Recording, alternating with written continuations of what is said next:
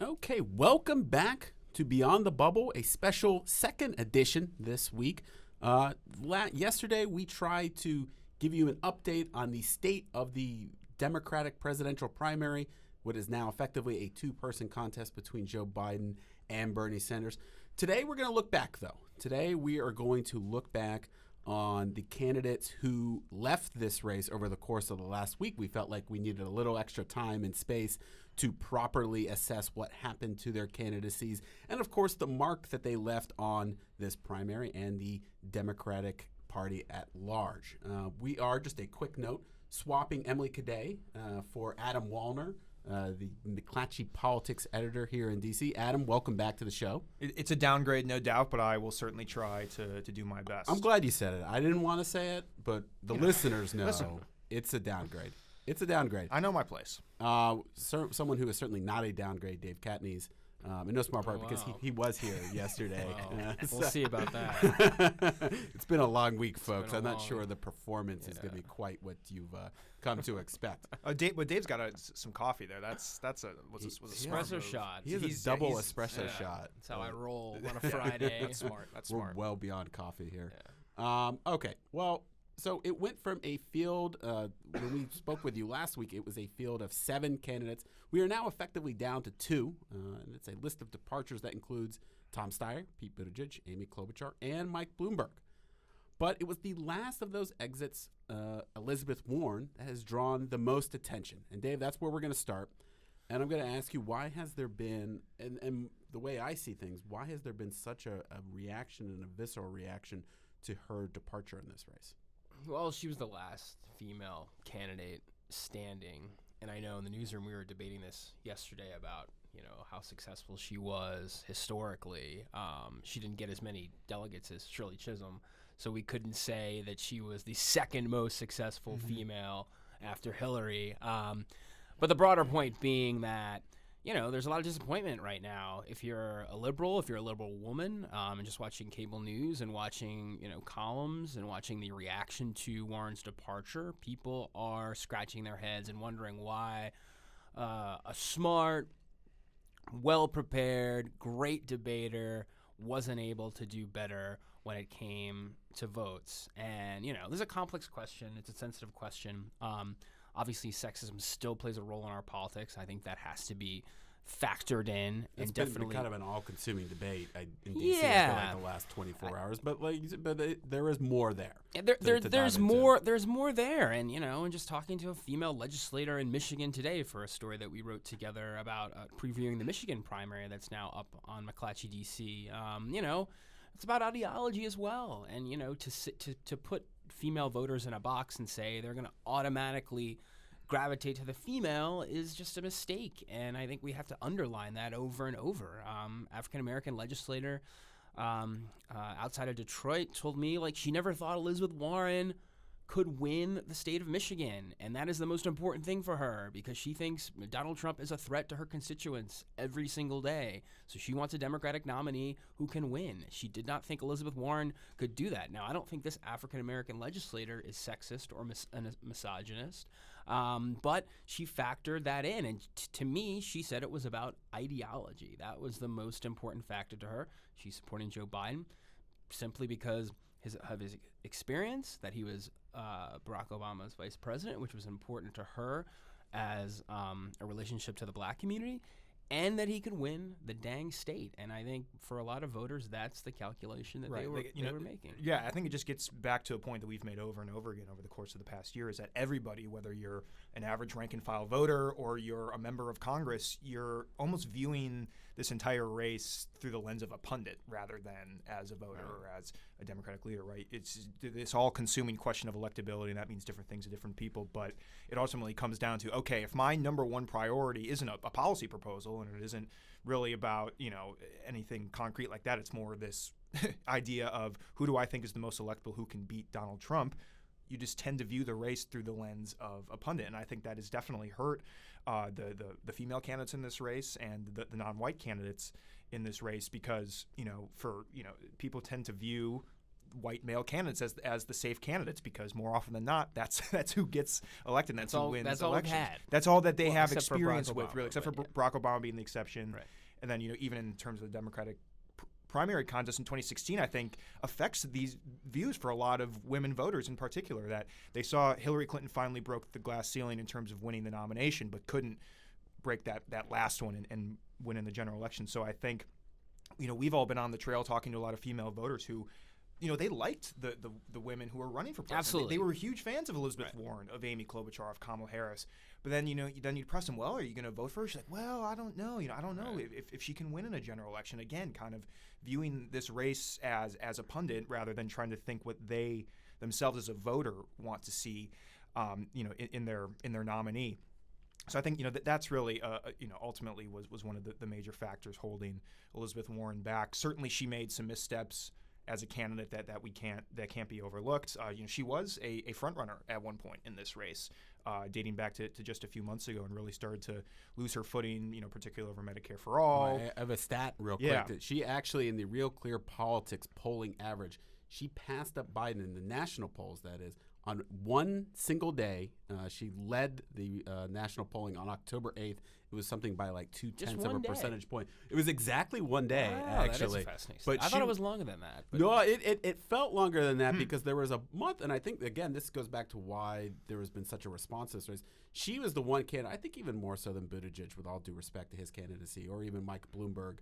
She was a candidate who a lot of reporters and pundits and Democrats over the fall thought really could win this race. Yeah. And it really, you could envision her as you start to get to the point where, like, oh, she could be the nominee. Right. Well, because and even at that point that you were talking about in the polling, it's not even so much that she was passing up Joe Biden; it's that she had seemed to supplant Bernie Sanders as sort of the progressive steadily over the summer. And I remember we in the newsroom. I mean, I'll take responsibility for this, but it's like, oh wow, like Bernie's not going to be in this for very long. Right? No, like, he is on the downtrend, and then he has a heart attack, and then that helped him. Like what? Like we know nothing anymore. Like he was able to come back on the climb, and I think we should emphasize the Bernie Sanders part to your original question about like why Warren didn't do as well. She said this in her press conference, right? She said, I was told going into this, like there were two lanes.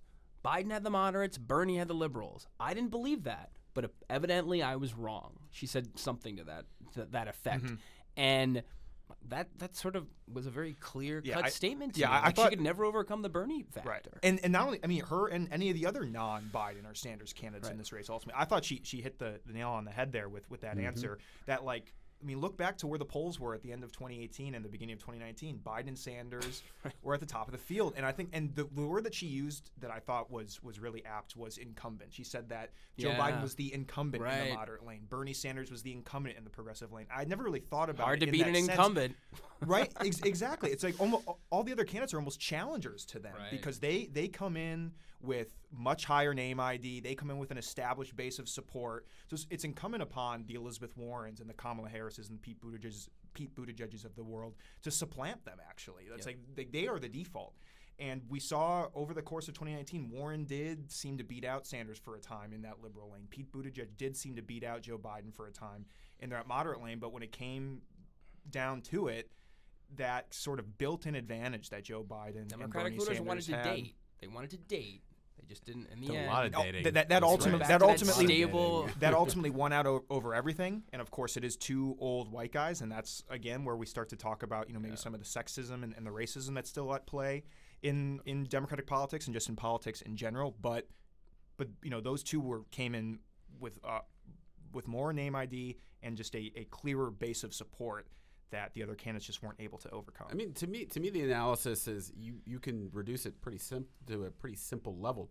In my view, anyway, she needed to be the leftmost candidate in this race. I mean, you're talking about someone who, if president, she got was several notches to the left of Barack Obama, right? I mean, she would have been the most radically liberal president we have had, arguably since LBJ or even but FDR. Probably tougher for a woman to do that. Well, that's right. I will acknowledge that. I mean, I think that like to be on the left of Bernie. And then the first female to win the presidency, that makes it even tougher. Right, and I think that certainly fueled a lot of the electability concerns But, you know, one thing I would have been fascinating to see if you could design a simulation, you know, to recreate what we had last fall. Let's say that she had been the leftmost candidate.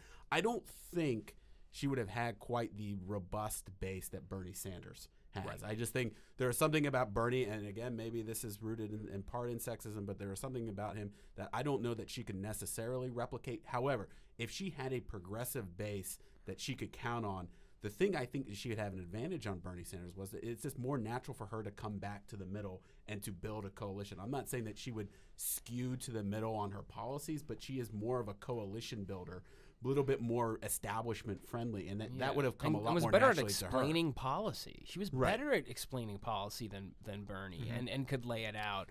But you also think that, like, Bernie being first was a factor that I found with voters on the trail. It was like, well, why not Warren? I'd go to these Bernie events. Bernie was first. We can trust him. He's the original. He did it when it was unpopular. No one thought he had a chance in 2016, and Bernie's been the same since, you know, for decades. He's been campaigning on this stuff.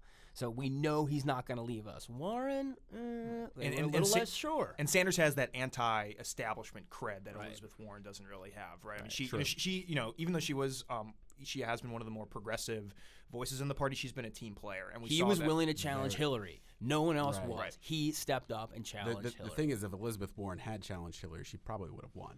I think in retrospect, in 2016, that's a great what if. I mean, I think one rule that you see over and over in politics is you really have a small window, and hers might have been in 2016. Absolutely. I mean, the you know, she got squeezed on Medicare for all. She was, you know, Bernie was always going to be to her left. After his heart attack, his candidacy didn't recede. It strengthened after that.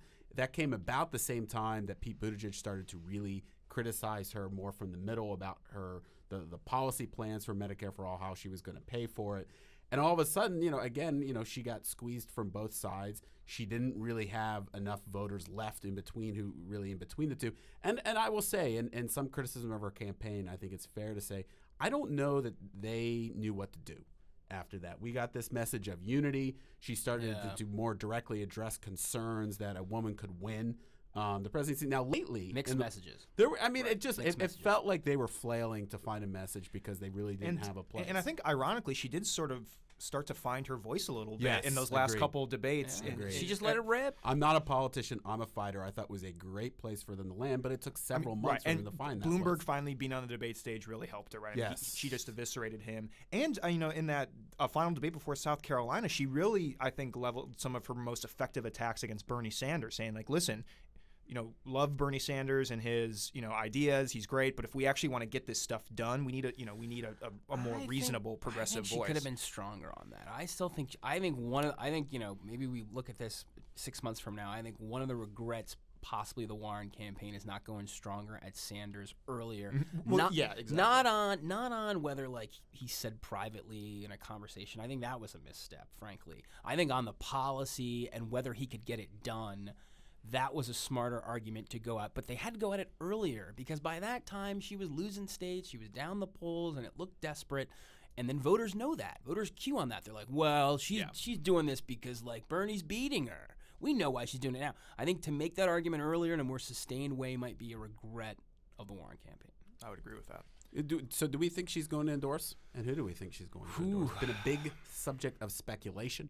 I mean, she has a lot of leverage right now, knowing that her endorsement could really swing her slice of support. Which, you know, even though she never finished higher than third place in any of these primaries, she still has, you know, a base of support. And as we wrote about yesterday, you know, particularly among those, you know, kind of white college-educated women who would, according to polls, kind of split actually relatively evenly between Biden and Sanders. So, you know, I would not be surprised if, you know, she does end up endorsing. I don't know who it would be, but I think she's going to be smart about leveraging this and seeing what she can kind of get out of both these candidates, whether it's, you know, if she's interested in a VP, something as high as a VP slot, or if it's just trying to get them to adopt some of her policy proposals. But she has all of the leverage right now. I'm torn over this. I really think it's a tough call. And as we wrote yesterday, I think, like, this is going to be explosive either way.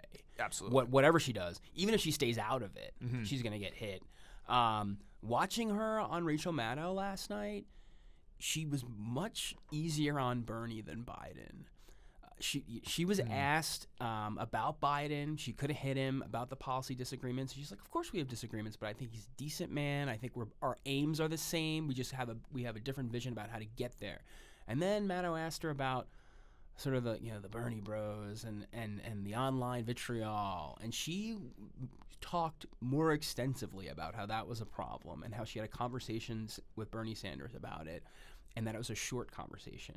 Anyway, the takeaway from that interview to me was that she was a little warmer to Biden than Bernie, and that was a bit of a tea leaf. I'm not going to say like that's the way she'll go, but it was a little bit of a tea leaf to read. Well, hanging over all of that is, look, I mean, in all likelihood, the way the race stands right now, if she endorses Bernie, she endorses the losing candidate in this primary. And she loses leverage, as to your point, Adam, that she would have over Joe Biden. I mean, this is a moment to extract some concessions, whether they're public or not, with Joe Biden if she were to endorse him. Now, it means a whole lot for her legacy, Dave. When we wrote about this yesterday, you had you quoted someone who really said that this is a big legacy moment for her if she's going to endorse the progressive. There's a lot on the line for her personally, but there is like a real argument, and the way I see it anyway, a real chance that she does endorse Joe Biden. The left will say she's a fraud. The left will say, I mean, if she goes in for Biden, the risk is, I mean, she's probably not running for president again. But, I'm not going to ever say never anymore because, who thought Joe Biden would be where he is after he passed on 2016 and we all thought Hillary Clinton was going to be president. She'd still be weird younger than things Bernie can or Biden happen. in Right, 4 exactly. years. So I don't know if she's thinking about that, but man, the Bernie wing, and that may only be 35% of the party, however you want to, 40% of the party at most. They're going to come after her hard because they're going to say it's going to get ugly. It's going to get bad, and it'll be interesting to see how she reacts to that. I just think it's a real bind for her either way. That's why I think it's going to be fascinating to see like where she ends up on this and how she calculates the politics. Let's shift gears to the diametric opposite of Elizabeth Warren, Mike Bloomberg. Mike Bloomberg had, let's say, a tough race. He spent about $500 million to earn what I saw in the latest track, about 60 delegates. He, of course, did not win any states. He bowed out of the race just a day after Super Tuesday. And I'm not even sure what to say about his candidate. It was one of the most unique runs for the president that we have ever seen. Yeah. He skipped, of course, just a quick recap, the first 4 nominating contests. He spent $500 million out of his own personal fortune, did not actually raise any money through donors. And for all of that, he got humiliated on the debate stage and again performed pretty poorly in most of the Super Tuesday states. Dave, what is the legacy here for Bloomberg? I think the fundamental legacy is that the candidate matters more than anything. And I think this applies to all of them, to all campaigns going forward. It showed that you can't buy it. He tried to come in late, not compete in the early states.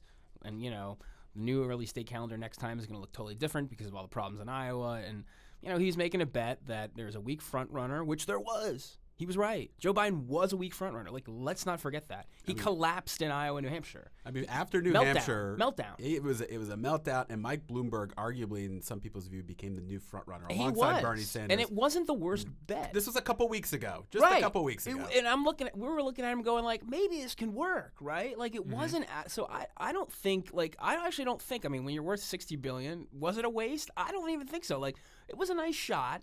They had a creative social media team. Like, he flooded the zone. He went to the later states that were bigger. It just didn't work. And I think part of it was he went on that debate stage. Warren eviscerated him, and he wasn't that good. He started standing there. He's getting pounded by Warren. He didn't know how to respond, and he wasn't a charismatic guy. He wasn't a charismatic candidate. A big brain, built a company. Hats off to him. I think anybody who becomes a billionaire based on their own skill, I tip my hat to them. I'm not like but as a candidate, like, there wasn't just really anything compelling about him, and that matters to people. As it turns out, Adam, I mean, one of the most important moments in this presidential primary was the DNC's decision to adjust the debate rules that they said, of course, that they were always going to do, but there was a lot of controversy when the qualifications changed and Bloomberg was able to qualify for the debate. But as it turns out, I mean, that was a hugely significant moment. And yeah, and in fairness to the DNC, I mean, what choice did they have at that point? Because, that was at a point in the race where,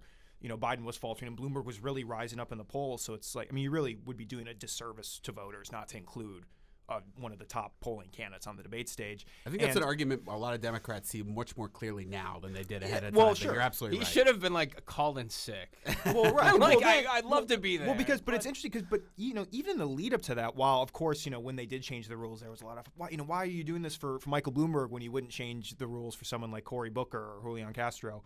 But a lot of progressives were actually saying, no, we want Bloomberg on the debate stage because we think that's a perfect foil for Bernie Sanders and Elizabeth Warren, and they were right. Yeah. And as you mentioned, Dave, I mean, that first debate,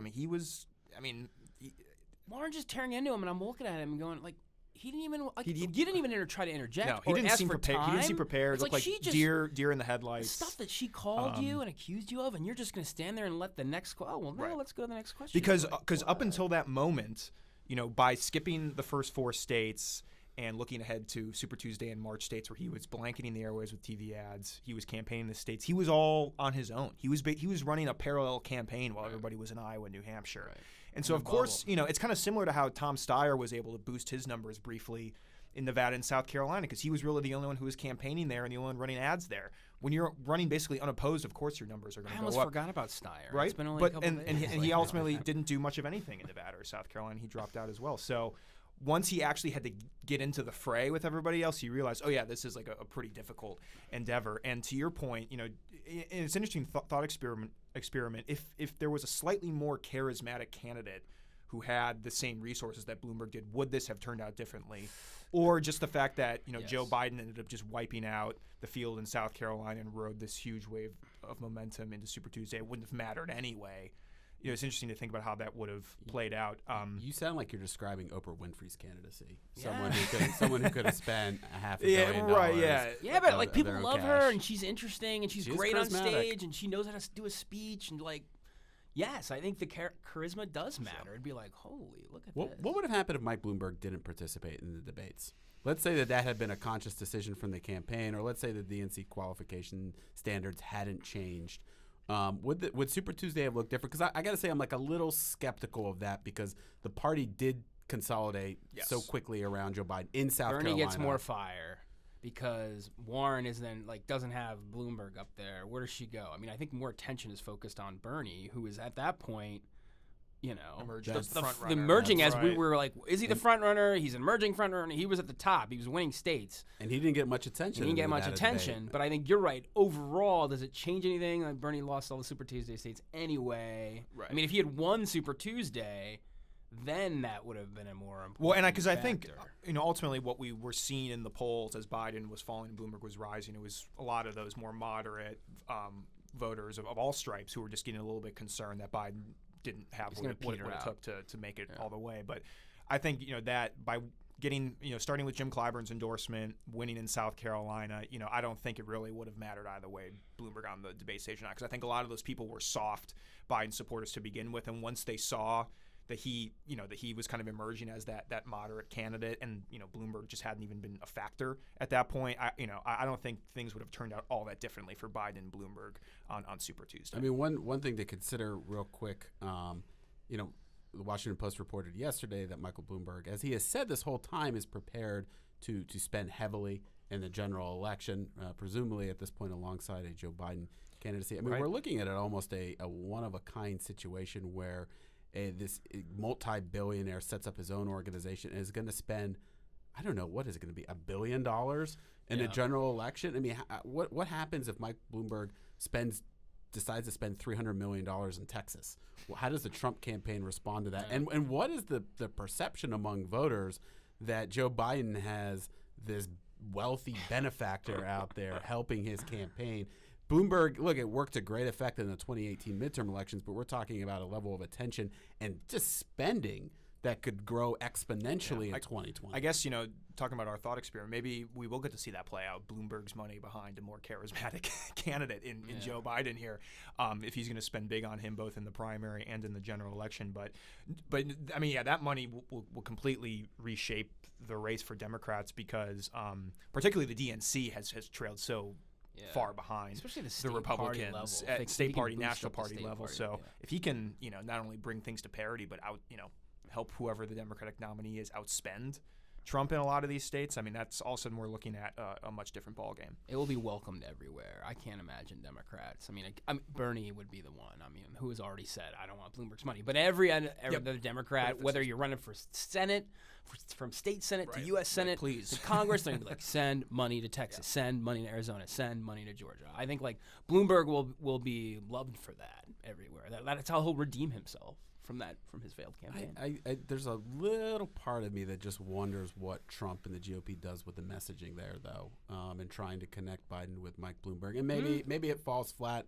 I just think it's a very strange situation. I mean, what do you owe to this guy who's just going to spend $1 billion? He's your daddy. He's your sugar daddy. He's your sugar daddy. And I'm wondering. Did we just write the ad here?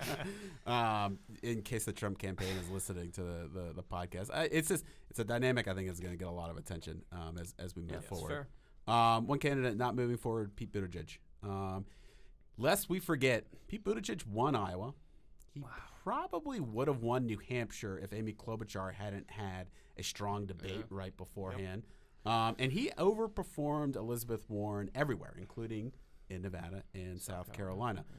He was, of course, the first serious millennial candidate. He was the first openly gay candidate. Something of a historic candidacy in this race. Was he ever that close to winning the nomination, though?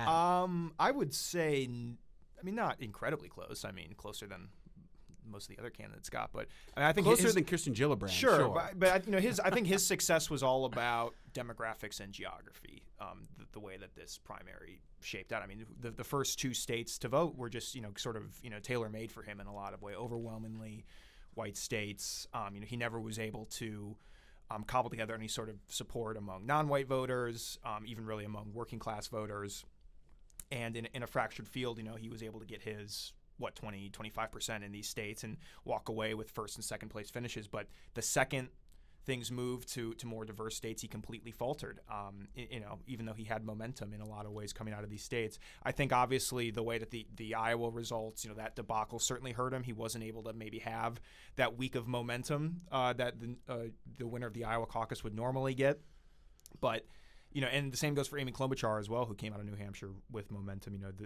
As soon as we got to Nevada, where a lot of Latinos vote, as soon as we got to South Carolina, where a lot of black voters vote, he just wasn't able to expand his coalition at all, and that provided the avenue for Bernie Sanders. Voters of color just weren't buying what he was selling. I'm going to be a little contrarian. I think if Pete Buttigieg won Iowa by 5 points and then won New Hampshire by 5 points, he still gets killed in Nevada and South Carolina. I think he had an unsolvable problem. I think if it went perfect for him in the first two states, we wrote about it. Everyone wrote about it. The campaign never had an answer for it. The problem was he was new, young, looked young, and had zero relationships in the African American community and then larger political community. And had some stories emerge from his tenure as mayor of South Bend that did not help. Right. With a police chief, firing a police chief there, racial problems, not being able to hire African-American police officers on the force that he was in charge of. That was just an unsolvable problem. And if, you flip the calendar and if South Carolina is the first state, Buttigieg is never even a story. He's never even in the, he was Iowa was a very great, perfect state for him. Close, Midwestern state, a lot of white people, older vote, dedicated. And look, Buttigieg is obviously very talented, a great debater. I don't ever think I saw him get rattled. Maybe the one time was that press conference in South Bend when Black Lives Matter showed up and shouted questions at him. That was tough. That was a tough day. Otherwise, never saw him get rattled. But he had an unsolvable problem, and I think the only way to do that is more time in the African American community talking about issues, listening. And I think he tried to do it at the end, but as I remember operatives telling me, he can't fix this in a month. He can sit in South Carolina for the rest of the month with Al Sharpton. That just black voters are the most skeptical voters, right? They've been promised things, and politicians have not delivered. So they were not going to take a chance on a 38-year-old. And meanwhile, you're going up against Joe Biden, who has literally a decades-long track record with these voters. I mean, he had problems within his own campaign. It feels like forever ago, but the New York Times reported on people of color on his campaign who felt shut out, who felt used, who felt like their voices weren't being heard in the larger firmament of the campaign. And that came out like in the weeks before Iowa. It feels like a long time ago now, but it was clearly a huge issue for him. And look, his political future, such as it is going forward, really depends on his ability to fix that and to build a relationship. And Dave, look, to your point, he is a talented politician, and I think that he probably does have the chops to do that, but he has to try to make a real effort. And he has to find the way to make an effort because it's not clear where. And it's got to be authentic and not look just overtly political. Like, sure. I'm running in 2028, so I'm just going to like sit in South Carolina. I think he's got to do sort of behind the scenes stuff without media that isn't, like, hey, I'm talking to African American voters. I think he's got to like go deep in the community, talk to a lot of people, and listen a lot more, right? But does he do that? What does he do that as? Is he going to be a congressman? Is he going to be a governor in Indiana? That's the tricky thing for him. I mean, that was part of the reason I think he just decided to go for president was because he's the mayor of South Bend, Indiana, in a very red state. He tried to go for DNC chair, that didn't work. But he didn't run for president to become president. Not at the start of this race. I mean, let's just say. I'm right. I'm saying if he wanted to further his political brand after he failed, had a failed DNC chair bid, it's like, what do you do? I mean, there wasn't a clear opening for him to run for the House. He's not going to win statewide at the Senate or gubernatorial level. He might be in the Biden administration if Biden wins. So he could be a staffer in the White House. And I think he did endorse Joe Biden. Yeah, and I think that was smart of him to just say, whatever, I'll just go, run for president and see what happens. And I think he made it a lot farther and was more successful than anybody would have imagined when he first got in. I mean, I remember his opening press conference in 2019 when he declared that he was going to run. He held, it was almost like a low-key press conference, not far from us here, actually, in Washington, D.C. He took some questions from the press. And people thought, he's an interesting figure in this race. I mean, he's a millennial. I actually wrote a story with him in New Hampshire right before his candidacy started to take off, where I was talking about his favorite movies growing up. Yeah, you outed him as a Dave Matthews Band fan. He comped to liking Dave Matthews Band and Phish. I didn't even know that. Oh yeah, well, that makes sense. He was into the jam bands. I think he's still into the jam bands. He may need to broaden his musical taste also. That might help.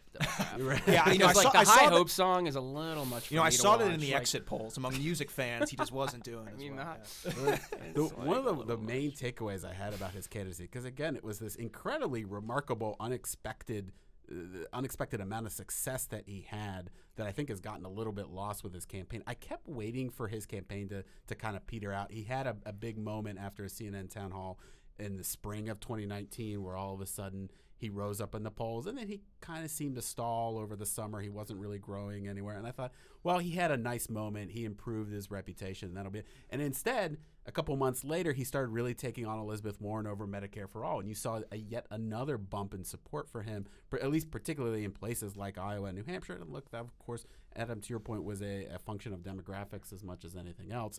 But it was really this incredible candidacy, this incredible run. And for a party that doesn't have a lot of bright young stars in it right now, who have this kind of exposure and experience, he is certainly a figure to watch. Yeah. Not the last we'll be hearing from him. He's 38 after all. Okay, let's quickly here. Let's talk about the candidate who became something of Pete Buttigieg's arch nemesis in this race, at least on the debate stage. Ooh, I wonder who this is. Tom Steyer. So Amy Klobuchar, of course, also dropped out of this race, also endorsed Joe Biden. And she was a candidate who I felt like we spent most of 2019, at least the fall, we kept waiting for her to start to surge in the polls, to start to pick up momentum, that she seemed to have the right profile to make an impact in this race, particularly in a place like Iowa. And I think maybe emerge as the candidate with the best electability argument against Donald Trump. And maybe she had that, but it didn't seem to catch on, Dave, until the very end. She had a slight surge in Iowa where she was able, look, she came in fifth. She was able to get about 12% of the vote. Yeah, and she made, if you told me that it wasn't going to be Kamala Harris and Beto and I was going to be looking at Amy Klobuchar in the last five, I would have been like, go jump on the Potomac. Yes. But, like, look, the debates really mattered for her, too. And we joke about this internally because we were always like, Klobuchar won a debate. And we put her, and then nothing moved. She's still at 5%. She became something of a media fascination. Yeah, she did. There's no but doubt I about will that. give her credit. Like, she performed well in those debates. Yeah. I don't think it was, like, she looked composed. Like, she had a grasp of the issues. She knew how to deliver an attack. She knew how to sort of perfectly encapsulate that modern Midwestern grit, which was a little bit mom hokey, but I think did resonate with some of those moderates that were also looking at Biden and go, he's looking like Sleepy Joe, like what's going on over there? She wasn't sleepy, right? Like she was tough, gritty. I think she beat expectations. Oh, for sure. Right? For sure. I also think she's got the taste, and she will run again. She got the taste of this and was like, I had a shot at this. This was a tough field. There's 25 people. I think we're going to see her run again in the future. She's relatively young. And the whole reason I could see her becoming the nominee is I really could see her seizing that mantle as the most electable candidate that she was. And that was almost the right. Her whole message really for a long time was I'm a practical Midwest senator. And I could just see people coming around to the view that she's more of a fresh face, that she's from the Midwest, that she's pragmatic, that people could embrace that. You could kind of see it just when you sketch it out in your mind. It didn't get that close to it. Maybe the voters in New Hampshire started to see that by the end. But, of course, Klobuchar's problem was actually very much like Pete Buttigieg's problem, that she had a lot of support among sort of suburban moderate whites and really no support whatsoever among voters of color. Yeah, I was going to say, I don't want to get too far ahead here on Amy Klobuchar because, she also just was not able to win over any non-white support at all in Nevada and South Carolina. And really, I think, she never finished better than third place, right, in any of these contests. So, I think, she certainly had, I think, she suffered the same problem that a lot of the other moderates did, is just that, Joe Biden had that mantle and he had it all along.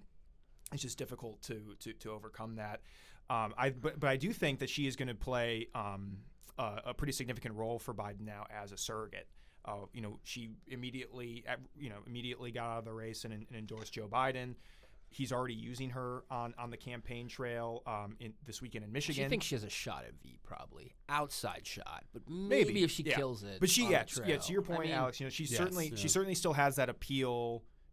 In the Midwest, which is obviously going to be a very important battleground coming up in the primary and obviously in the general election. But in terms of her as a future, if she does decide to run for president again, I mean, much like Pete Buttigieg, she's going to have to confront some tough questions about how do I expand beyond just sort of my small white base that I have. I mean, that to me, if her surge had happened, say, when it did for Buttigieg, let's say in October and November, would she have had enough time? And I know, like, look, coming to voters of color at the very end of the race in a context of a campaign, it was always going to be a very high hurdle, a very steep challenge for her. I would just say that maybe she'd have had a better shot at it than the 38-year-old mayor of South Bend, Indiana, that she was a United States senator, that she was a little bit more credible. It would have been a big challenge, but that is, to me, the what if about her campaign. She took off in February. Like Buttigieg canceled her out a bit. Well, and right. I mean, they Buttigieg is in the race. Does Klobuchar emerge with a bigger coalition? Yeah. To your analogy, they dated Buttigieg first. In the fall, and would Klobuchar have had a better shot? Because look, I even saw her in Nevada right after she had this kind of surprise third place finish in New Hampshire, and it was clear that she didn't really have a relationship, even organizationally with the state, or had talked to a lot of the voters there. I mean, the state senator who introduced her at this Black History Month festival in Las Vegas said, I met her a few days ago. She literally said that as she was introducing, and she read her notes about all the highlights of Klobuchar's campaign, and it was indicative of a candidacy that really reading the hadn't notes built is always a anything tell out. too. Like, these guys with Biden, it's like, I remember Joe came at the fish fry 30 years ago, and Amy's like, well, Amy's from Minnesota. Well, and Biden actually appeared at the same event after her, and the difference in response to the two candidates was very telling. And look, Klobuchar finished 6th in Nevada, and she finished 6th in South Carolina behind Tom Steyer. Her candidacy petered out very quickly. So for whatever mark she was able to leave, it just all came too late.